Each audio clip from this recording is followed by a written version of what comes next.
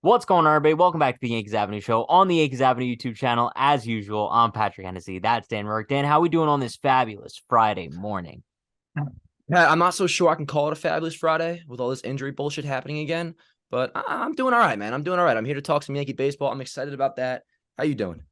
Yeah, I mean, I can't complain. But yeah, it seems like we're going through it once again, right? The Yankees just can't seem to avoid the injury bug, and it seems like it's every year now. Every But year, we're every year. we're gonna get in. We're gonna break down all the injuries because there's plenty of them. That's gonna take up the majority of today's show. Before we get into that, though, shout out to our sponsor, FOCO. Use code Yankees Avenue for 15% off all Yankees merchandise, bro. They have some awesome stuff. Be sure to check it out. Link in the description. But let's get right into topic number one here, and that is the Yankees rotation. Now, let's take a quick look at the Yankees rotation because Carlos Rodon, or Carlos Rodon, however you want to say it, left forearm tightness. Now we all know like that's kind of like a precursor to Tommy John in a lot of cases, right? Apparently that's not really a main concern for the Yankees right now because this is the same injury that Rodon pitched through in 2022 with the Giants. So the Yankees don't seem to have an abundance of concern, but I'm going on the record of saying I'm severely concerned because we go through this all the time with the Yankees and major injuries, right? It always starts off as something minor that could be major, but they don't think it's major, right? And then when we always assume the worst, they tell us, no, it's going to be okay. But then it always ends up being the worst, it feels like. So I'm going into this Carlos Rodon injury thinking we're not even going to see him in pinstripes this year. Pat, you pretty much just took all my points, and I'm fine with that because you're so right, dude. It's 1 week. 1 week turns into 2 weeks. 2 weeks turn into a month, and then yeah, we're not going to see Carlos Rodon until July. Now, I'm not going to officially put that in stone, and no, for right now, he's not throwing yet for 7 to 10 days. And good news, like you said, not Tommy John. They're not even slightly worried about that. So this isn't the end of the world for what we technically know now. But yeah, dude, I mean, what are the odds? So we actually think we're going to see Carlos Rodon pitch in April, like Brian Cashman says is likely or possible? No, expect this dude to be out, I think, at least into May, which if that is the case, and he is back in May and makes what we called for in his preview, like 25 to 28 starts, which is what we wanted, that's ultimately a W. But as of right now, on March 10th, I'm kind of shitting bricks, Pat, not just from the standpoint of what could happen, but also it just sucks. Like, dude, I was looking forward to this guy. He was our only offseason acquisition of note that wasn't already on the team from last year.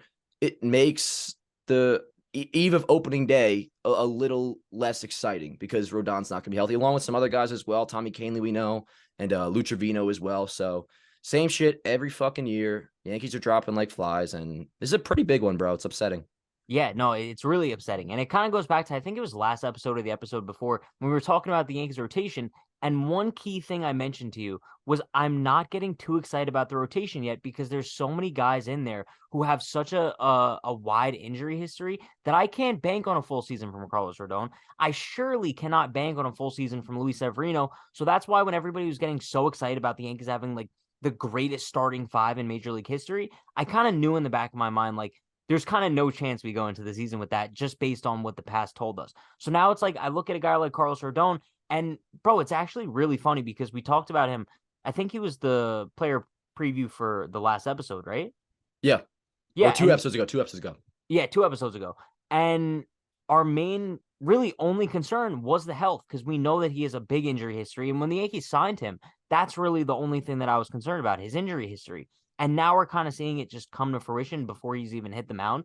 And I think it also goes back to what we said before when last episode we briefly mentioned Rodon getting rocked in his first start. He wasn't healthy, bro. And I think that's the biggest key of this whole thing here. Carlos Rodon told the Yankees that he wasn't healthy going into that start, and they still had him pitch anyway. And also, not only did they still have him pitch, but they pushed him to a third inning when he clearly didn't have it. So I think that definitely couldn't have helped the injury at all. Yeah, I do wonder if he said he was like legitimately like not feeling good, like in concern of a possible injury. That would be very upsetting if that were the case. I'm starting to think maybe we heard about Frankie Montas today, right? And that when the Yankees acquired him, he wasn't 100%. Looks really bad on Cashman's part, by the way.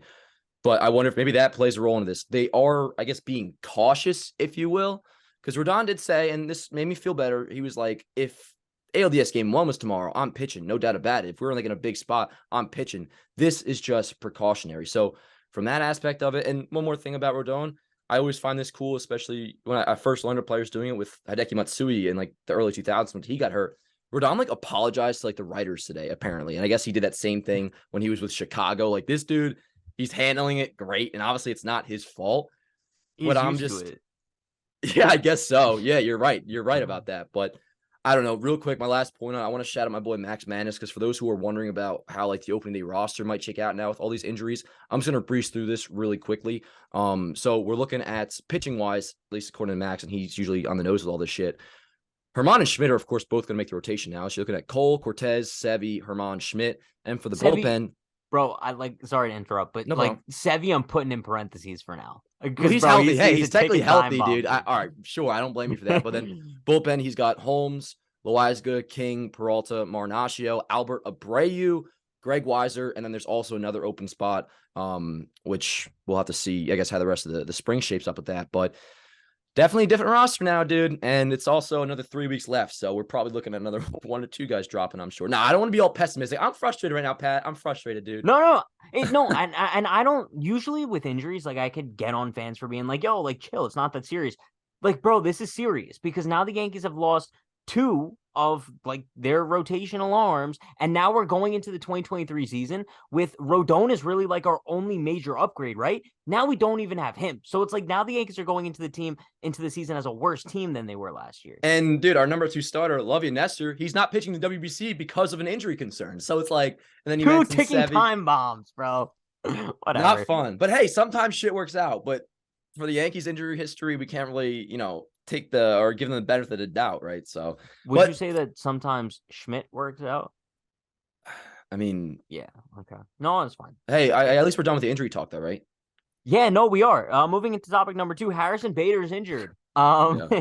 He has an oblique injury, I believe. He felt something in his oblique, not too sure what that means. But I mean, also, bro, Bader's another guy. Significant injury history. And we talked about this in our player preview for him when you wanted to give him an 8-year deal. I'm like, Dan, I'm sorry, I can't necessarily give a contract extension like that to a guy we saw play for 2 months, has a significant injury history, and that's just that. I didn't say 8-year deal, by the way, bro. What'd you say? I definitely said fucking 5 or 6. I did not say 8, but whatever. Okay, but still, regardless, I mean, now with Bader kind of maybe hitting the IL, who knows? Like he could potentially be on the IL to start the season here. We'd be looking at like an outfield of Judge, Hicks, Oswaldo, which once again, bro, it's a decline from what we saw in the postseason last year when we got swept by the Astros. And I think it goes back to that point that the Yankees really didn't do enough this offseason, especially taking injuries into account and not banking on everybody being healthy.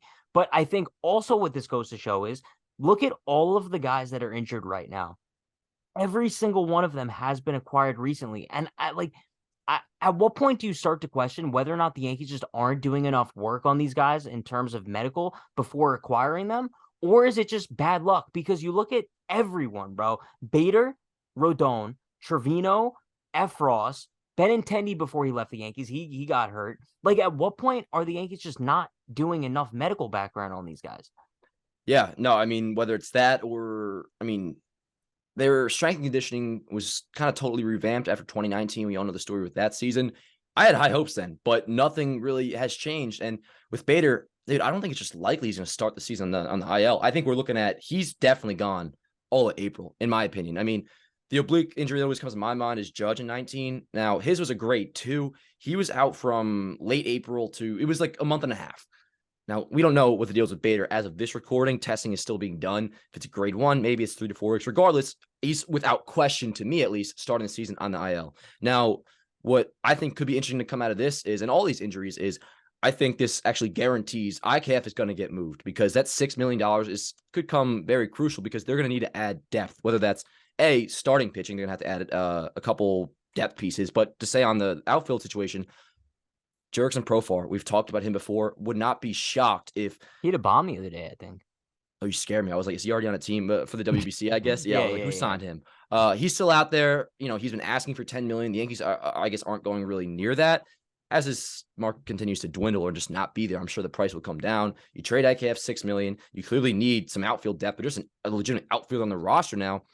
They're already interested in him. I could see that maybe coming to fruition now. But yeah, dude, it's just frustrating. I don't really know what else to say about it besides, I think Bader's gone for the entire month of April. And the Yankees, they need to add depth really all over the place. One more thing, too. The injuries cannot happen anymore to the starting lineup. Like, we were already kind of fucked there, in terms of our offensive depth.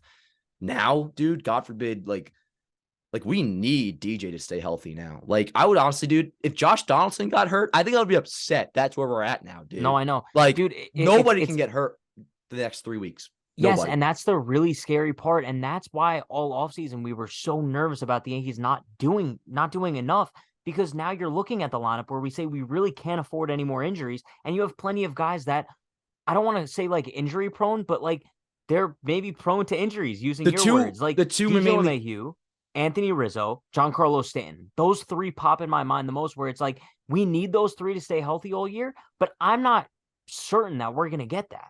And I mean, shit. What about Hicks? Like, he's our starting left fielder. Sure, he's injury prone as hell. So it's like, you know what, though? To kind of like leave this conversation somewhat optimistic, because in the end, I'll go off what I know now, which is, may only be out a month. If that's the case, if best case scenario happens and all these guys do return and it's just, like a month for Rodon, a month for Bader, all that, I think we can get by. But overall, I think what we've both been saying is like, the fear of what's likely to happen, which is they're out way longer than initially being reported by the Yankees.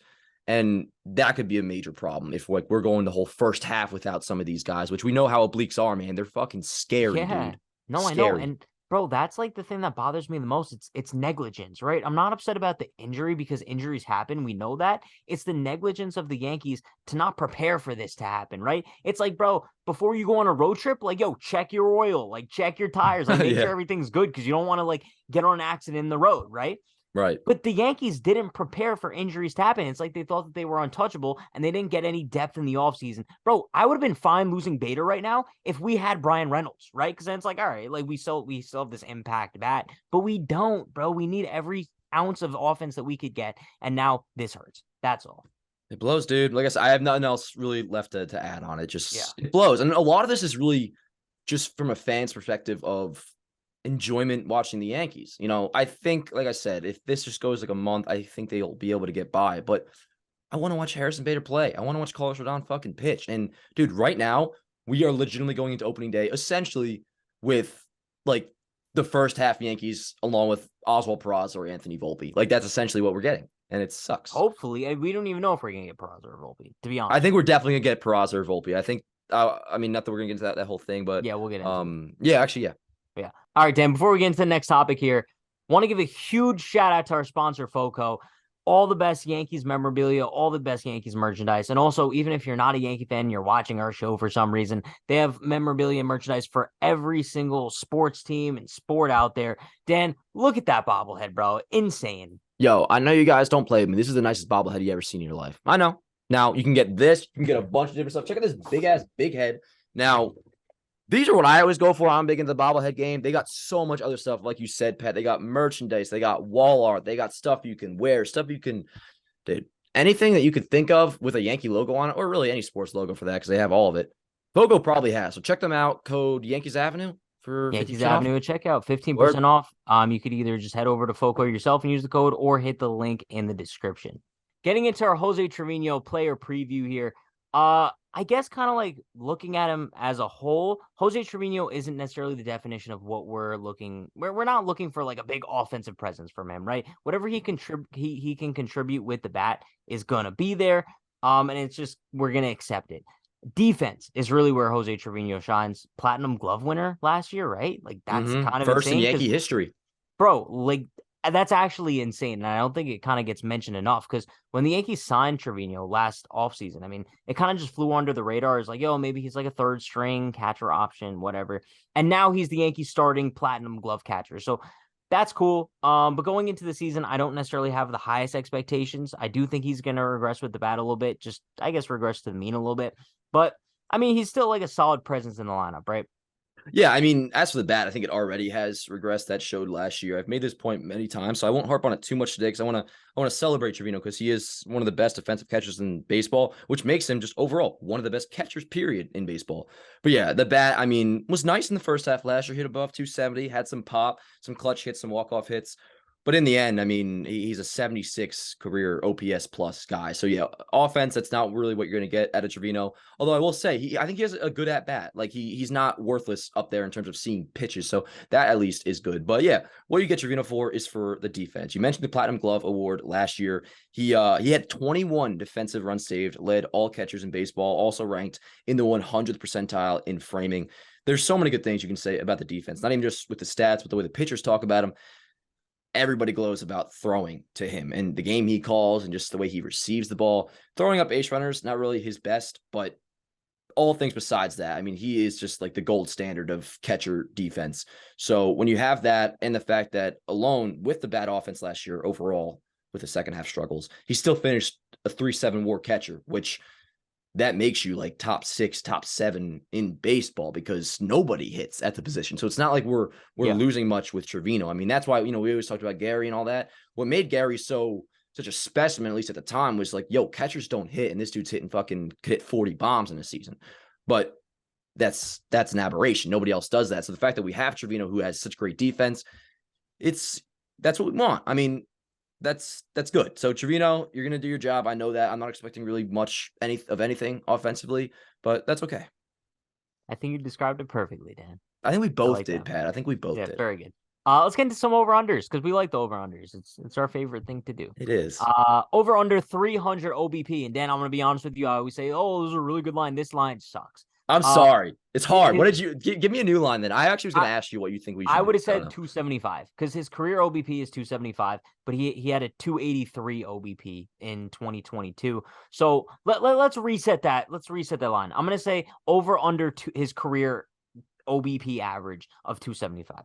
I'm going to go over on that. And the reason I did set it at 3, which bad line. It's like that still is not. Like, that's such a low benchmark, even for Trevino, who, yes, obviously doesn't have good offensive numbers. Like, I think the bare minimum I can ask from any big leaguer is to have an OBP of 300, because even then, that's not all that good. Yeah. And, well, I know the first half wasn't the real Trevino. Like, I think at that point, he had like a 325. So, I mean, the on-base skills can be there. I'm not expecting the world. Once again, 300 really still isn't all that high, but it'd be nice if he could get there. I'll go over on your line, though, for sure, of 275, which definitely is the more fair line. Yeah, I'll say over. But if the line was 300, I'd say under. I think it's going to be somewhere between that 275 to 300 mark. Yeah. If it's over 300, bro, I'll be amazed. That'd be awesome. That would be sick. I mean, like in the end, if you want to put some actual offensive goals for Trevino, hit 250. He had 11 homers in 115 games last year. I would be cool with that. And he's clutch, bro. Like. Yeah, it's fine. Like last year, like if you give me, he had a 91 OPS plus last year, which means he was 9% worse than league average. Overall, I'll take that again. So you're fine, Trevino. Don't worry about the offense, dude. Just keep handling the pitching staff, which he makes them better. Like that's a point I want to also emphasize. He makes the Yankee pitching staff better, as we saw with what happened once we had Gary transitioning to Trevino. So yeah. Yep. Did you drop something? No, I just pulled my I had my headphones in and I pulled it down and it yanked my ears. Did not feel good, Pat. Next line here is 3.5 WAR. He had a 3.7 in 2022. So do you think he's going to have higher or lower than 3.5? I'm gonna go higher. I think I'm just expecting the same year as last year, which he had a 3.7. So I'm gonna go over. You think he's gonna have the identical WAR to last year? Just because, I mean, once again, the offense I assume is gonna be basically replicated, and then the defense, I assume will be kind of just as good. So I'll go with I'm a piece of shit. I'm going to change my line only because the numbers were so exceptional defensively last year. He can still take a step back and be A+ caliber. So I'll go over 3, actually under 3.5. So how about that? I switch up a little bit. Yeah, I mean, okay. Well, I'm going to take even. It's not really an option here, but I'm taking exactly 3.5. Fair. I would have done that if I was exactly a sheep. 3.5. But... Yeah. So yeah, I think that's what we're gonna roll with. But yo, Dan, good Yankee, bad Yankee. Good Yankee. Obviously all that stuff last year, with the walk-off hit and his dad, I think really welcomed Jose Trevino into the Yankee fans' arms and all that. Everybody loves him. I would say good Yankee. He's a good man, bro. Good Yankee. Yeah. Good Yankee. Yankee. Love Jose Trevino. We love you, Trevino. You're a good dude, man. And also, you know what made him grow on me a lot too? Being mic'd up in the All-Star game. Him and Nestor. Bro, that was so much fun. You know what's funny? I still have yet to actually see that. I remember watching or seeing the clip all over Twitter. For some reason, didn't feel like watching it. We ran a produced clip on Baseball Today the next day about it. Did you not watch the All-Star game? And no, I was watching the All-Star game. That I'm pretty sure happened after the Stanton home run. And a good part of it, I was watching mute at a dinner in Miami. But regardless, I just haven't seen that. I'll check that out now, though, like 5 or 6 months later. Sure, A year, cool. whatever. Getting into topic number 4 here. Dan, we're talking about our captain, Aaron Judge. He went on the record the other day and said, if you're the best player, it shouldn't matter your age. You should be up helping the Yankees. And that's obviously regarding Anthony Volpe.